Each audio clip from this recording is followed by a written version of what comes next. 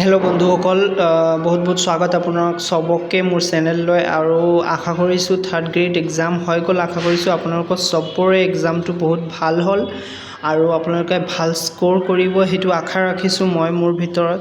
আৰু চাওক, এটা ভাল ৱেল ন'ন এটা ইউটিউব চেনেল এটা পল চলাইছিলে ইউটিউবত। পল চলানিৰ পিছত এইটো কেনেকৈ এটা আনচাৰ ওলাই আহিছে, আমি তাৰ পৰা এজিউম কৰিব পাৰোঁ যে হায়েষ্ট মাৰ্ক কিমানখিনি পৰ্যন্ত কাট অফ যাব পাৰে। এইটো মই যোনটো দিছোঁ এইটো গ্ৰেজুৱেট লেভেলৰ হয়। আৰু চাওক, তাৰ মাজতে মানে কিমান লোকে আমি এক্সপেক্ট কৰিব পাৰোঁ কি আমি চিলেক্ট হ'ম নে নাই, এটা এই পলৰ পৰা এটা মানে লামচাম এটা আইডিয়া আমি পাই যাম যে কি ইয়াত কেনেকৈ ব্যৱস্থাটো কেনেকৈ হ'ব পাৰে। চাওক, 3.1K মানে 3100 মানুহে ভোট কৰিছে। সেইটোৰ মাজতে আমি যদি চাওঁ 145+ মাৰ্কছৰ কাৰণে মানুহে এক্সপেক্ট কৰিছে। কিমান মানুহে 8% মানুহে এক্সপেক্ট কৰিছে। আৰু 130 পৰা 145 লোকে যদি এক্সপেক্ট কৰিছে 8% ভোট পৰিলে। 8% এইটোতো ভোট পৰিছে। চবৰ পৰা বেছি পৰিছে কি বিল' 100।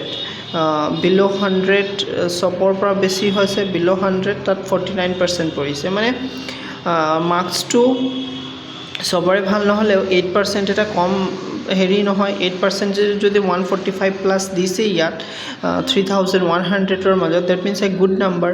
চ' আমাৰ মানে 145ৰ ওপৰতো যাব পাৰে কাট অফ, বাট মিনিমাম আমি 145 কাট অফৰ এটা হেৰি ধৰিব পাৰোঁ। আৰু ভাল হৈছে ইয়াত চবৰে এক্সামটো ভাল হৈছে, ইমান বেয়া নাই হোৱা। এই কুৱেশ্যনটো মডাৰেট কুৱেশ্যনৰ মাজত যদি কোনোবাই 100 ওপৰত পাইছে, যদি 100ৰ ওপৰত 23% পাইছে, সেইটো বেয়া ক'ব নোৱাৰি।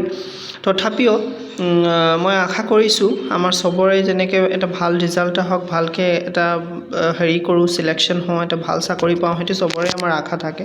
বাট এটা মিনিমাম এটা আইডিয়া, এটা ৰাফ আইডিয়া মই আপোনালোকৰ ওচৰত দি দিলোঁ, আপোনালোকক তুলি দিলোঁ। এই ৰাফ আইডিয়াৰ থ্ৰুতে আপুনি আপোনাৰ এজাম্পশ্যন কৰিব পাৰে, এজিউম কৰিব পাৰে কি আপুনি ৱেইট কৰিব ৰিজাল্টৰ, কি চাব ৰিজাল্ট কেতিয়া হয়, কিবা এটা গুড নিউজ আহেনে নে বেলেগ কিবা এক্সামৰ কাৰণে আপোনাৰ প্ৰিপেৰেশ্যন ষ্টাৰ্ট কৰি দিব। সেইটোৰ কাৰণে যদি এইটোত ভাল হোৱা নাই একো নহয়, এক্সাম ফেইল পাছটো থাকেই এক্সামত যে আমি বহুত পঢ়ি গ'লেও চব কমন আহি যাব এনেকুৱাও নহয়। কেতিয়াবা হয় যে আমি বহুত প্ৰিপেৰেশ্যন কৰি যাওঁ কিন্তু গৈ আমি একোৱেই কমন নাপাওঁ, এনেকুৱাও হয়।